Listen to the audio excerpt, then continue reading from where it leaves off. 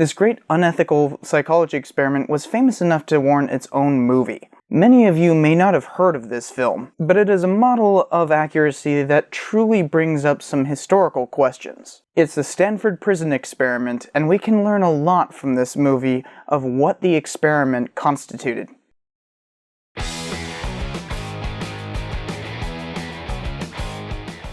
Hey, Cypher here. I've been wanting to do an episode like this for quite a while, but I had to dig through a whole lot of junk just to find it. But trust me, it's worthwhile. So this based on a true story episode is going to be a bit different from normal. You see, the Stanford Prison Experiment counts as a good historical movie for sure. It's actually good enough to show a special quality that Hollywood could bring to the study of history, as though the director of this movie could be considered a historian himself for producing this work. And it's not just mere reenactment though, it's better than that. Now that's pretty high praise, but I don't think most people have actually watched this movie, so let's dig a little deeper into it. The Stanford Prison Experiment happened during the summer of 1971 at the college it is named after. It was supposed to consist of students taking on the role of guards and prisoners in a mock incarceration for a total of 2 weeks. They assumed their roles and occupied the basement of a building at the college that was configured to simulate the conditions of a jail. It was meant to study how people come to conformity, but it was doomed from the start. By the second day, the guards were abusing their power and the prisoners were staging revolts. Yet the experiment continued for a whole week before finally being broken up. The whole thing was a mess. It is well recognized as one of the great unethical experiments in the history of psychology. This movie is extraordinarily accurate. The script is mostly word for word to reality. It is directed by Kyle Alvarez, who up until this point has done very little, but let's hope he does some more based on the true story stuff. Its only problems historically are by omission, like how we don't get to see the guards creating the solitary confinement, which they called the hole. They did that of their own volition. That kind of information does add more depth. I can't dislike this movie because of the omissions. As with all movies, they are limited by their length, so they do have to eliminate information for the sake of brevity. Besides, this movie may only be 122 minutes, but it is a true-to-life recreation. That means it is not fun. It is real, hard-hitting cinema that pulls no punches. I don't want it to be any longer than it already is, and some critics have complained that the runtime is too long anyways. According to one source, they left a great deal on the cutting room floor, and this could have been twice as long. What Alvarez does with the film shows a quality that many historians are searching for in based on true story movies. It is a precise recreation, but it does something further than just reenactment. The movie Gettysburg from 1993 is a good example of this problem.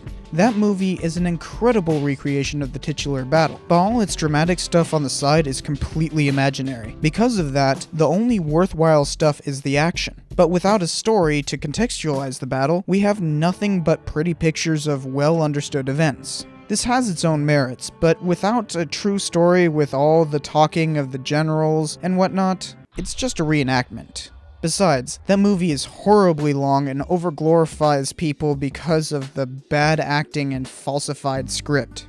The Stanford Prison Experiment is different. Despite having primary sources such as videotapes, audio recordings, and extensive interviews afterward, the film manages to craft a story out of that data without resorting to reenactment. Here's why that difference between storytelling and reenactment is vital. In the history profession, we do not just constantly quote primary sources at people. History is about contextualizing and finding new meaning from the synthesis of a humongous body of evidence. Hollywood has the possibility of doing just that with movies. Instead, it almost always is riding the coattails of historians, rather than trying to be historians in their own right. Historians are essentially storytellers, just like filmmakers. The only difference is historians use evidence to tell a true story, advancing our knowledge in the process. The Stanford Prison Experiment succeeds in doing just that. Its evidence is the events being depicted on screen. And the story is, well, duh, the story of the movie. It goes one step beyond mere reenactment. All stories imply an interpretation. This movie is accurate enough to generate its own interpretation.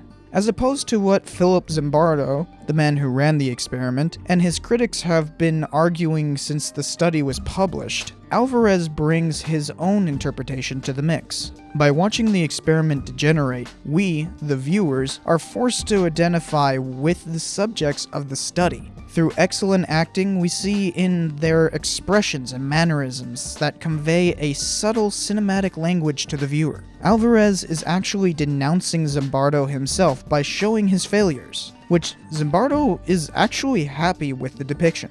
Unlike most movies that would be happy to say, "He's a bad guy," and leave it at that, Alvarez uses the arguments over whether to end the experiment to illustrate the moral ambiguity. That is something missing from most of the scholarship on the subject. With this movie, Alvarez is legitimately adding an essential piece of information to the scholarship that really could have only been elucidated by depiction in film.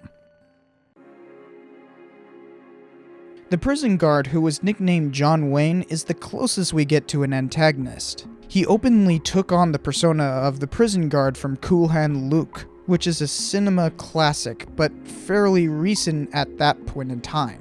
He even used a fake southern accent and everything. Now I can be a nice guy, or I can be one real mean son of a bitch. It's all up to you. If there's anyone we're supposed to hate, it's that kid. Instead, we're shown how he's getting caught up in all of this, even seeing how people reacted to his overeagerness after the fact. It's a far more powerful position to take, but difficult for audiences who want simplistic bad guys. This all really drives home the point that anyone can become a monster under the right circumstances. You know, power corrupts and all that. Zimbardo has actually made it his life's mission to spread that very message. He has his critics, but his central message is the same as the movies, and neither is inherently incorrect. To really come to grips with this potential for misdeeds, not just willful malice, but through uncertainty and confusion, is a central problem for philosophers, let alone regular folk. But it must be understood better than the typical binary rhetoric we get today about good and evil.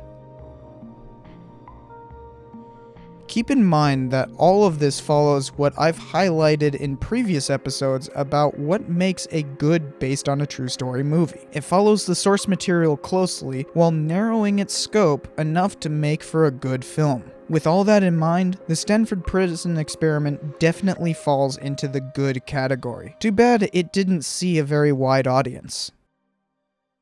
You see, movies can contribute to historical discourse, but it takes extraordinary work. The Stanford Prison Experiment does so by making moral ambiguity part of its story and staying accurate the entire time. I really can't offer higher praise than that. So, thanks for watching. Tell me what other based on a true story movies need busting in the comments below. Don't forget to subscribe and check out some previous episodes. I'll see you next time.